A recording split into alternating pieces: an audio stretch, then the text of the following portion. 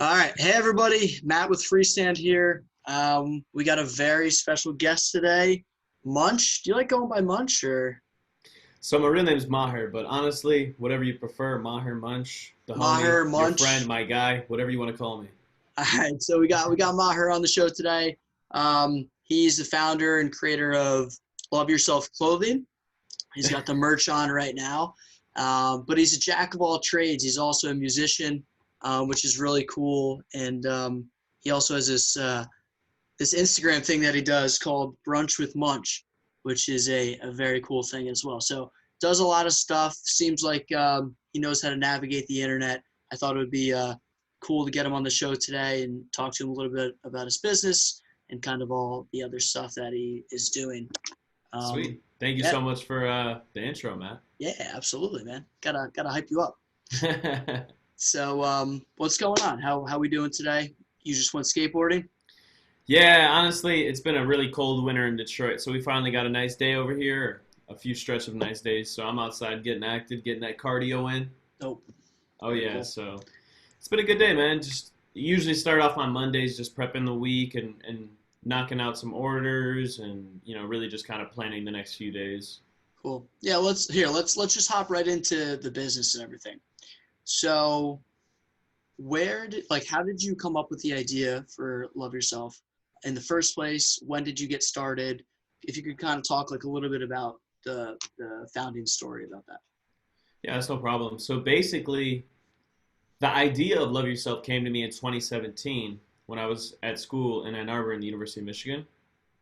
Um, so originally, I'm a musician. Before making clothes, before doing anything, I started off making music and writing music, and uh, I wanted to. I knew forever I wanted that to be, something that's always in my life. And when I was telling people like I wanted to make a career in the music industry, everyone tells you, well, you're not going to make money streaming. You got to make money like playing shows and selling merchandise. Like that's where all the money's at because, when was the last time you bought a CD, right? Yeah, yeah. Exactly. So Completely. basically, So like back in the day, that used to work, right? completely, Sell. it was like, what were you saying? I was just saying, like back in the day, that used to work, like selling CDs. But now that everything's virtual, it's on Spotify, it's on SoundCloud. The money just isn't the same. Not at all. Like, so I think for every million plays on Spotify, you get like 4,200 bucks or something. Wow. Okay. Yeah. So like, obviously, if you're, getting 50 million streams on every song, that's some great income. But if you're, an up and coming artist, it's not a very reliable source of income. Sure. So, I really was trying to navigate how I could, prep and plan for making this a career. So I started throwing events, and I also started, selling clothes that just had Munch on them, right? Okay. And for a while it was working. I enjoyed it, but I really wanted to step away and create something bigger than me that would allow people to come to my music and interact with my music and create like an ecosystem within my art where it all, works together. Sure. So, yeah. So basically, I remember my senior year, like all my friends that I was living with, they were getting these jobs in like New York, LA, full salary stuff, benefits. And I'm over here, I'm like, well, I've been in school my whole life and I've never had an opportunity to be an artist full time, so I want to do that. And when you're making a decision like that around people who are doing like some, very structured decisions, what I'm Sure. saying? Whereas I'm like, I just want to create, right, for a Yeah. living.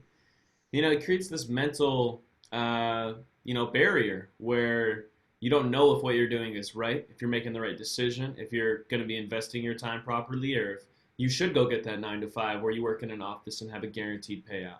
So that mental struggle and that mental battle in my head, like if what I'm doing is worth it, I had some pretty, up and down days, and I realized on those down days that it was the little things that picked me up. So walking on the street, smiling with a random person walking by, holding the door open for a friend, a friend checking in on me, going for a walk.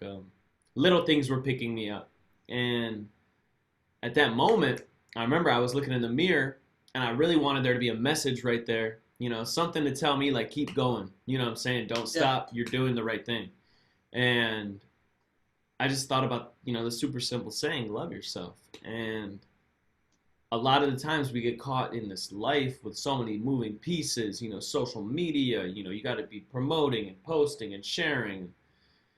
We forget the very basic thing that in order for all this to work, we have to truly understand ourselves and love what we're doing and love what we're pursuing to see, ourselves truly succeed and be happy in our success, right? Because success can come and we can be not happy, right? Absolutely. You need to love the process. 100%. Yeah. So in my world, I was like, I'm going to create this for me. Initially, it was a very selfish thing. It was like, I want this to be for me, and I want to be able to see this, and I want this to uplift me. And what started off as something for me ended up like snowballing into so many people experiencing these similar things that I'm going through that, I made my first hoodie. And then my siblings see it, they want some. I see my cousins, they want some. All my roommates in college want it. I start, making everything myself, slinging it out of my car, just like driving up to people, pulling up, yo, here's a box, choose what you want, see what size I have, Yeah. And so I guess that's how the idea came to me and how it's, spiraled into. That's very, very cool, man. That's like a really interesting story. Thank you. Because I think that's really important for a lot of, especially kids that are in college, because like, it's not just pressure from your parents. Well, first of all, going back even more, how you were talking about, you're like, I've been in school my entire life, right? Like I've been listening to teachers and people tell me what to do literally my entire life until I'm 22 years old. And finally I don't have to do that. And I'm gonna jump and take this risk. But most people are like, I'm just pretty much gonna continue doing that, just in a different way, and I'm gonna get paid to do that essentially. And yeah, I think what you did is, well, one, it's awesome, but two, it's just like it's very difficult for a lot of people to like be able to kind of see through to the other side like ahead of time, because obviously like, in the beginning, it's like you have some form of a vision for yourself, right? Mm-hmm. And you're like, now's the time I can take that jump, I can take that risk, but you can see it, right? Exactly. And I think a lot of people have trouble kind of like visualizing, like all they see is just the struggle immediately, and they can't really visualize kind of, the end goal down the line. And I think that's like one of the hardest things to do. But yeah. Yeah. And like when you're in a position where, you're balancing, like I was in a position where I'm balancing my music with my school constantly. Like when I'm not studying and I'm not working on this 12-page paper, I'm trying to get in the studio and record, right?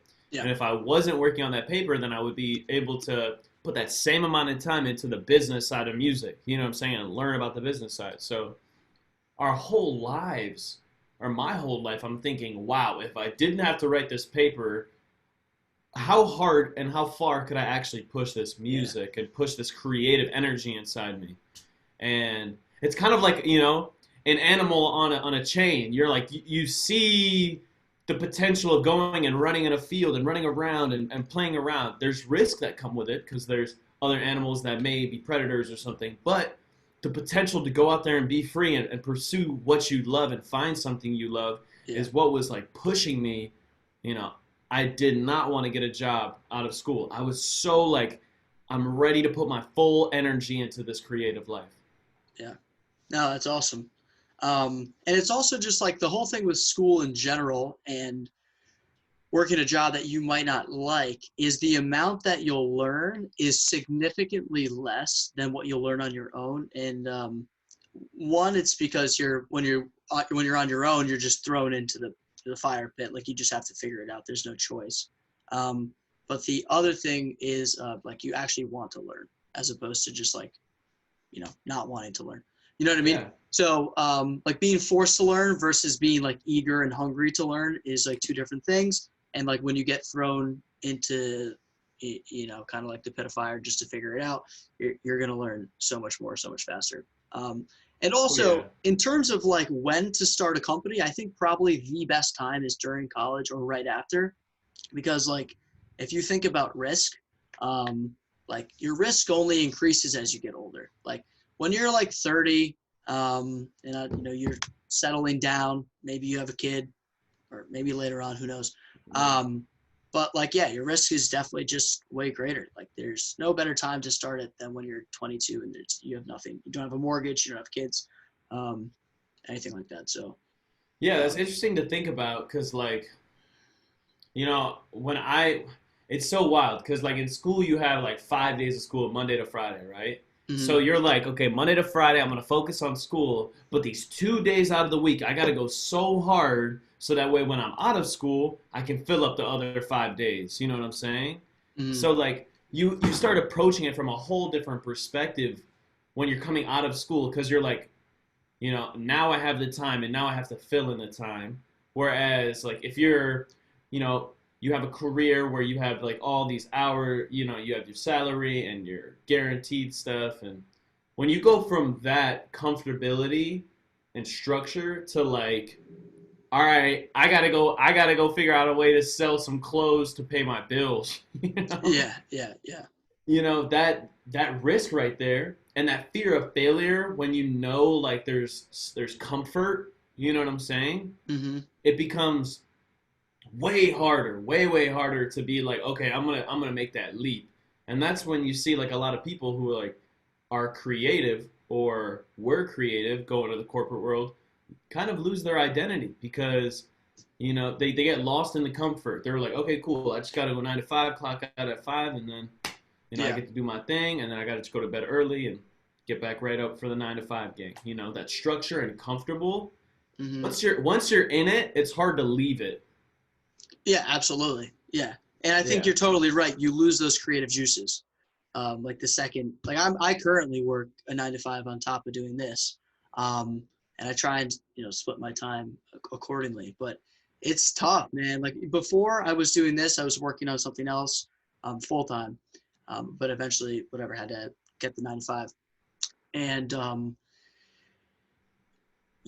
before I started this, I totally like kind of lost those creative juices. And then once I started this again, I just like became addicted again. And I was just like, wow, like I missed this. But yeah, it's cool to make something. It really is. And like, it's a slippery slope once you start in the corporate world because that The drive comfort, man. Yeah. the comfort will make that drive disappear pretty fast. Definitely. Yeah, but one thing I do tell a lot of people though is like no matter your age or anything, the easiest way to like do like something creative if you like loved it before, or if you want to do something that you used to love that you haven't done in a while, the easiest thing to do is just do it. You know what I'm saying? If you used to skateboard, go get a skateboard and go around, ride your skateboard around the block. You don't need to go be doing ollies and jumping off curbs and doing this.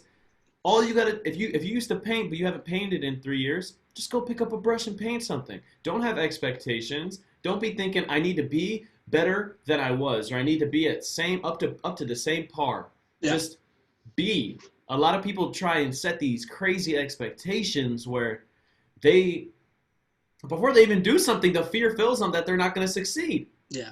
Rather than like, say you do work a 9 to 5 and you're afraid to go start, doing something, start painting because you haven't painted in years. Yeah.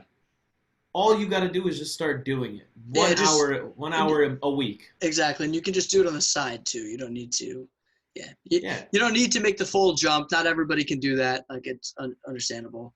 But like, chip away, chip away, and eventually you'll get there. So yeah. All right. That was a good tangent. Let's talk about the clothes, about the business a little bit more. So, what types of clothes do you make in general?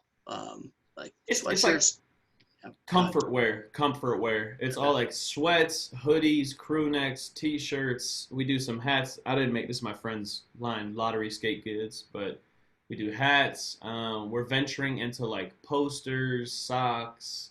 Cool. We do like tie-dye kits. So you sell tie-dye kits? Yeah, so that's something I started last month in February. So for Valentine's Day, we released a 2-shirt tie-dye kit that people could do together for Valentine's Day. Okay, dope. So we custom printed 2 shirts, and then I put together like a little bundle of stuff. for Very people cool. to do with their significant other. That's awesome. That's a good idea. And you just post this stuff like on Instagram? Is that how you mostly promote it?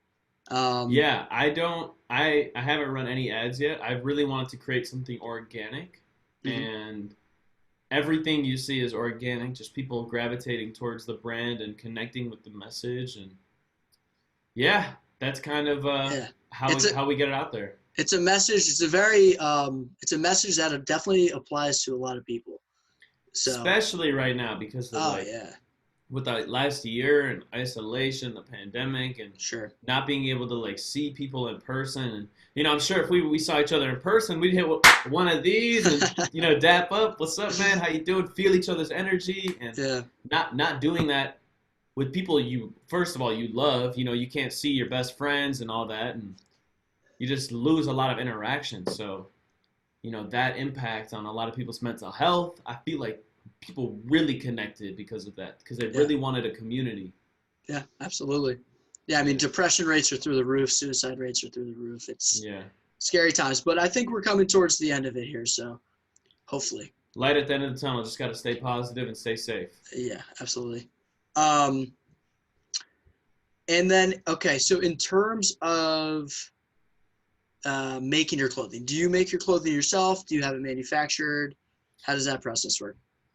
We make it here. So Oh, I'm dope. currently in my home in Detroit. So one of the rooms here is a full studio where I record and make music and I do all that.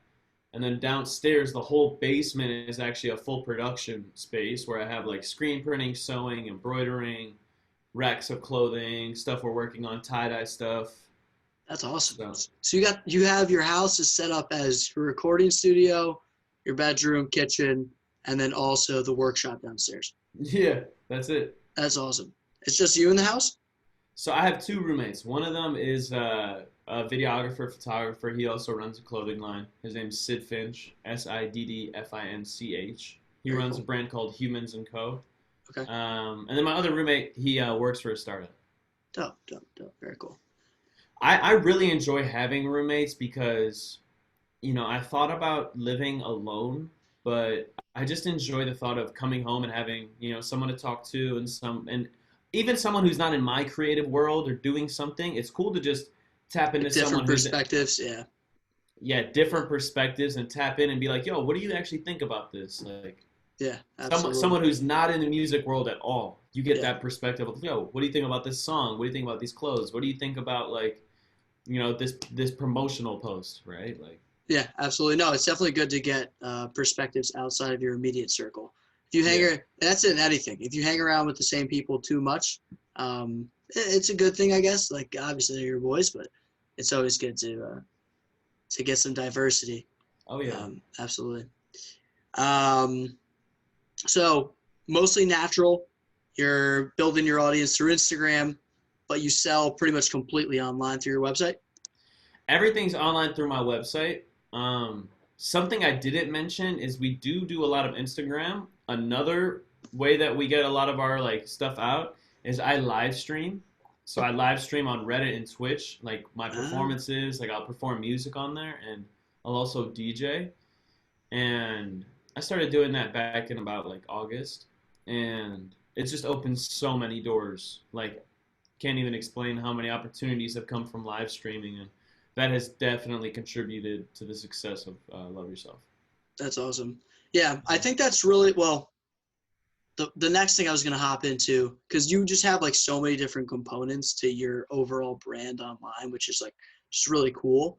And a lot of I think it's really important for people to do that because a lot of people just like sell their clothes and it's kind of like or whatever they're making and it's kind of like they're just shoving their products down your throat constantly. Yeah, But what you're doing is really interesting because you just have like a lot of different components. Like you have your music thing, you have your brunch with Munch thing, and like all these separate things that all contribute to your overall brand, but they're not, and they sell your clothing indirectly for you, but they're not like, it's not just all promotional content that people get from you.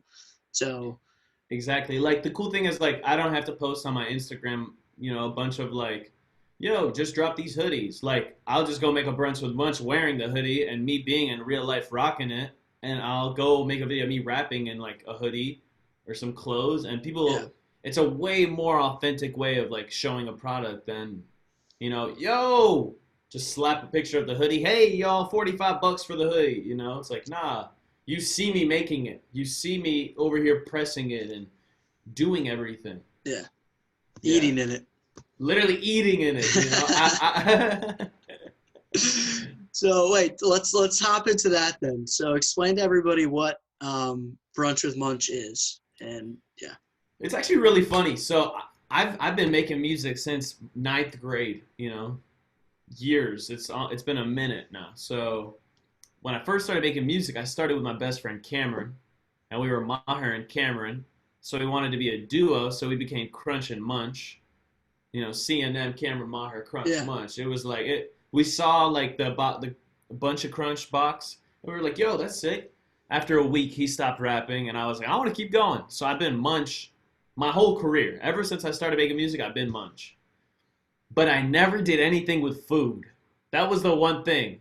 Yeah. And I always wanted to do something with food. And so during the pandemic, one of my old roommates, he was like, "Man, you're always eating breakfast sandwiches." And I'm like, "Man, I really love breakfast sandwiches." Like, because there's so many different ways to make them, right? Yeah. There's so many different combinations and types of bread and types of way to cook the eggs and the cheese and the sauce. Like, so many options. So I was just infatuated with breakfast sandwiches, and he was like, "Man, you should just start going and finding the best breakfast sandwich." And we would chop it up, and I'd be like, "All right, I'll try it." So I started just posting it on my story. Like when I would go buy a breakfast sandwich, I would post it, joke about it, review it, and then see what happened. But then people liked it so much, I started posting it on my page. And now it's kind of spiraled in this whole life of its own thing where I'm like, every weekend I go and review a breakfast sandwich somewhere in Michigan. So you're just, and where do you get the ideas for these places? Like, they're like recommendations, or you like research online? Yeah, so both. So some days I'll have people comment like, "You got to try this spot." So I'll just be like, "All right, let me see how far it is." And yeah, I'm like, "We'll see how far it is. Hopefully it's not too far." But I am going to be down for the long drive one day. Someone's going to be like, "Yo, Chicago's got a good breakfast sandwich." And I'm going to be like, troop it out there.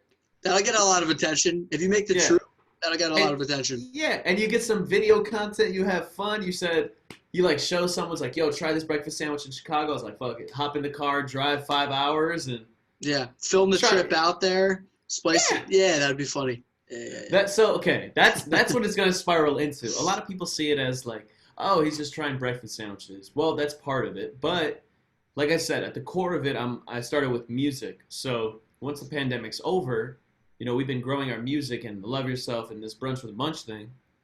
Our goal, because I also run an independent label called Rare Sounds World with one of my homies, Dad's son. So our goal, jack of all trades. Yeah. So we before the pandemic, we would play a lot of shows. But the pandemic happened, haven't played anything live stream. We've grown an audience now all over the world. So when pandemic is over, we want to put together like a 10-show tour. During the day, go try breakfast sandwiches, do a Love Yourself pop-up, and then go play a show in 10 different cities.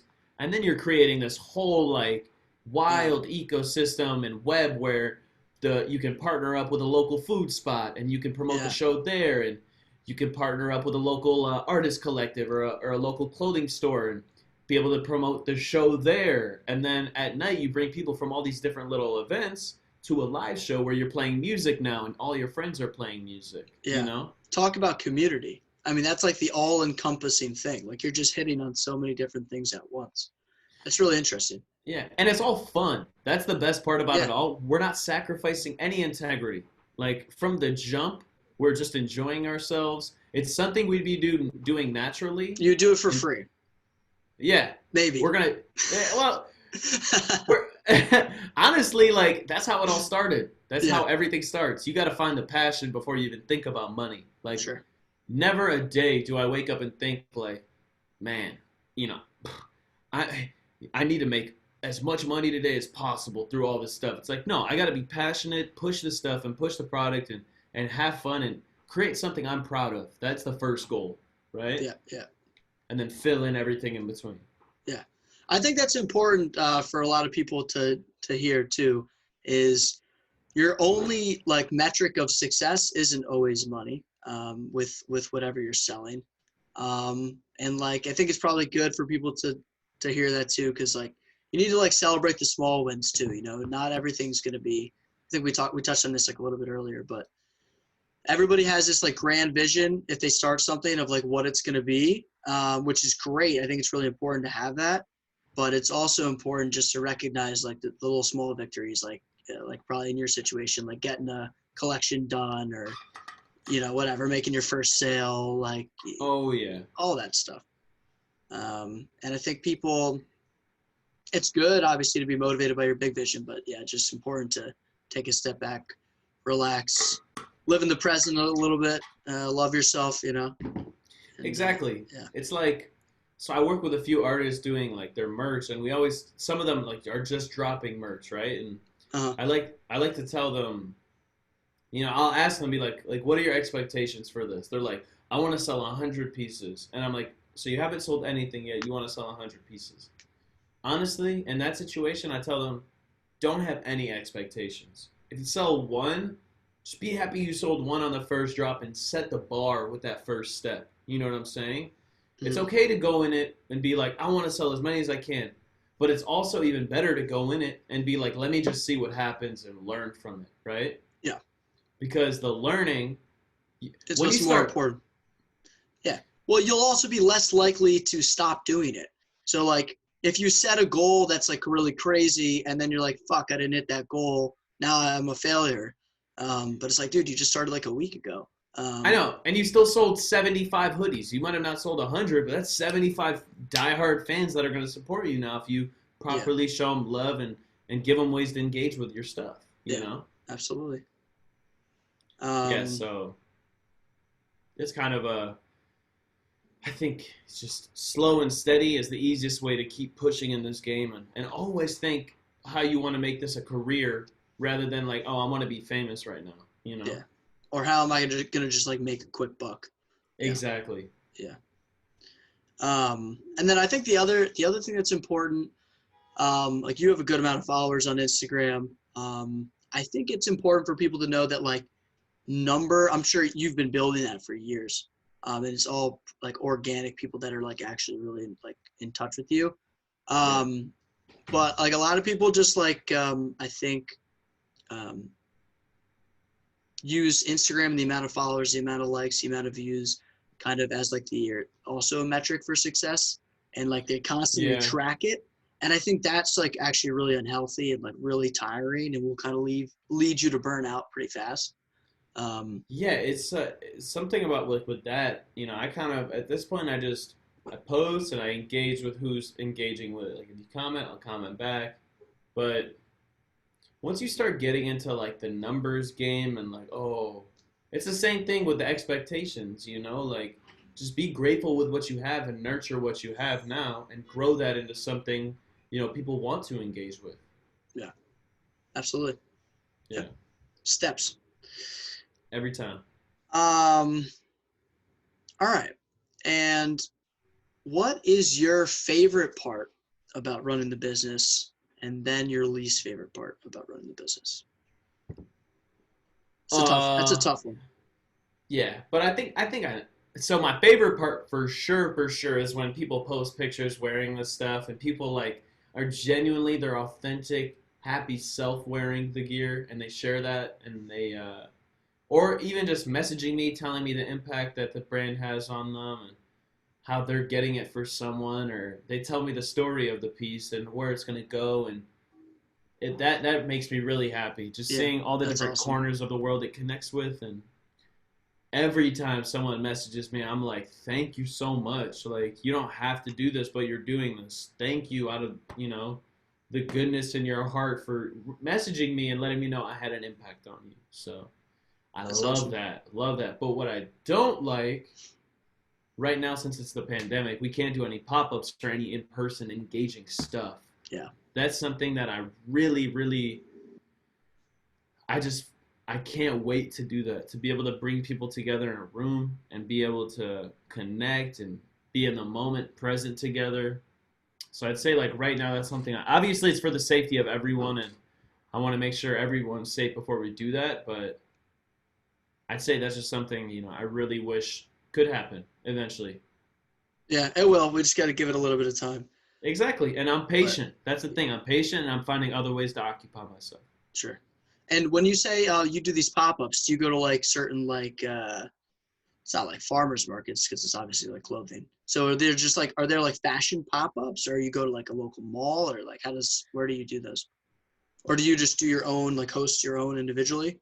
Okay. Yeah. So what we do, man, you're laughing over there probably because I'm about to be like, I started an event company too, right? With You my started friend an event Chester. company too? So before the pandemic, I was throwing shows with my best friend Chester Pink in Detroit, and they were called Detroit is Spinning. And basically, what it was is we would take DJs, artists, visual artists, create an artist market, have artists come in and build installations, and have music at night, so people could come. And it's not just a show where you see the opener, headliner, go home. Like you go there, you get to go check out a cool ass artist market, be in a live installation, and listen to dope local music. Yeah. So we probably threw about like 20, 25 of those shows from like 2017 until, no, actually 2018 until 2020. We threw about like 20, 25 shows. And then you would just plug Love Yourself into that? Yeah, Love Yourself would always be in the artist market. You know what I'm saying? And Got you. beyond that, we've thrown so many shows, and we know throw so many spaces, and venue owners just connecting with one of them and being like, hey, I want to bring a Love Yourself pop-up to your space, and I want to do live screen printing. I want to have custom clothes. I want people to come and be able to tie-dye their own piece. Just putting it together isn't the hard part. It's more so just like doing it, right? Yeah, absolutely. No, that's really cool though. Especially the tie-dye piece, because like you literally have people like working. So you have them. So you'll have like the pieces that are there, like sweatshirts or t-shirts, Mm-hmm. and then you'll have like a tie-dye section where they can literally tie-dye it like after they buy it. Yeah, so that's kind of like, so we haven't done any pop-ups yet. So That's very cool. I officially launched Love Yourself exactly a year ago. Like I built a website and launched it. It used to just be through Munch's website, but now it's its own thing now. Oh, Munch has a separate website? Yeah, because it's my music and all that Gotcha. stuff. Okay. Yeah. So I really created another entity that's bigger than Munch that will bring people to this ecosystem we've created. Got it. Very cool. Yeah, so haven't done any pop-ups, but when we do, there will be a section where people can tie-dye their own stuff, whether it's a shirt, hoodie, crewneck, sweats, whatever it is. That's a great idea. Yeah, and then they go interact with the installations, watch the stuff get printed, and the next thing they know, they can print their own t-shirt, That's awesome. Yeah, no, that's just a great idea, because the more that you can get people involved, especially physically like that, like they're just hands-on, man. Yeah. You're just gonna build more connection with the clothing and the brand. Yeah. And the message. Totally. And yeah, they'll get to talk. That's like the one thing of just about online. So Freestand, like we're just mostly covering, we're only covering, people that sell online. But the other component of the business, of course, is, so important. Like just getting to talk to people and connect with people and see how they interact with what you're making. Yeah. So important. Definitely. And definitely important in the beginning too, because like you can just kind of learn what they like, what they don't like, and see like real reactions in real time. Definitely. Yeah. Alrighty. Last and final question. So any recommendations for somebody that wants to start a business? Could be a clothing business, could be any type of business. Yeah. Any recommendations? Someone Definitely. Patience. Everyone says it, but patience is a virtue. And an L is not a loss, it's a learning lesson. So anytime you might feel like you lost, whether it's not hitting a benchmark or an expectation, or you feel like you didn't hit a goal, instead of sulking on it and bringing yourself down, study it the same way you would study in school. Study that why it didn't work and create a plan to put you in a better direction. You know, instead of bringing down, use ways to uplift yourself. No one said you can't set an easy goal you could set as many goals as you want. Set an easy goal so you knock it out. Then boom, that's the first thing checked off the list. Yeah. Next thing you know, you're going to be flying through it. Have a plan. You know, that's another crucial thing. Have a plan of action. Figure out how you're going to make it, how you're going to put it in someone's hands. And if you're going to put it in someone's hands, picture someone wearing it. Create something you would wear regardless of if you made it or not. It's something you would, if you saw it in a store, like, I want that, you know? Yeah. Put yourself in the person who's going to be engaging with your brand's shoes and figure out the most unique, organic way for them to really believe and push your idea further than you'll push it. Yeah. Get them involved. Yeah. Get them involved. Yeah. There's power in numbers, man. 100%. And there's powers in the right numbers, too. Exactly. Yeah. But I think that's really good advice, especially on the setting small goals piece. Because, like, once you can just knock one out, you're like, oh, I did that. I can do that again and again and again and again and again. And just, like, make checklists and just start to just work through things and stop beating yourself up if you didn't make $100 million in the first year. Yeah. And take time for yourself. Like, running a business, it can be super overwhelming because it can be hard to turn the off switch, right? Sure. Because you're not clocking in. You're your own judge. Out. You're your own judge. So it's okay to take the night off sometimes, but it's also okay to get up a little bit early and push harder that day. So finding a healthy balance, still doing things you love outside of that. I'm very active. I love doing sports, yoga. I love skateboarding. I love doing that. It gives me a mental clarity. Yeah. It's important to get that mental clarity too, because you'll think clearer about the business. Completely. Yeah. Completely. I do that to myself a lot. I don't give myself enough time sometimes. And I'll just like find myself like locked in my room for like 23 hours. Yeah. And my desk is my nightstand. I mean, like it's, you know. Yeah. This is like a New York City apartment. It's small. So, yeah. I'm taking your advice on that one. I need to get outside a little bit more. Yeah. And it's beautiful too, man. Like, yeah. The snow in New York is a beast, I'm sure. In the winter, it was hot. It was cold. I mean, it was very cold. It's not as bad as Detroit, though. Can't be. Yeah. Well, it's just Michigan winters. Yeah. They are brutal. But what can we do other than be patient and appreciate when the warmth comes, right? There you go. Yeah. It's all the perspective, man. All perspective, man. All right, everybody. Munch with him. He's going to be eating sandwiches on Instagram. Follow along. Check out his clothes. I'll put tags in for all this stuff so you guys can easily find it. Thank you. And check out his music also. Thank you. I got a lot of tags to put in here. This is the most tags that I've had to put into him before. But well, thank you. Yeah, man. Thank you for coming on. I really appreciate it. You're just a very, very unique example because you do so many different things at once that all complement each other.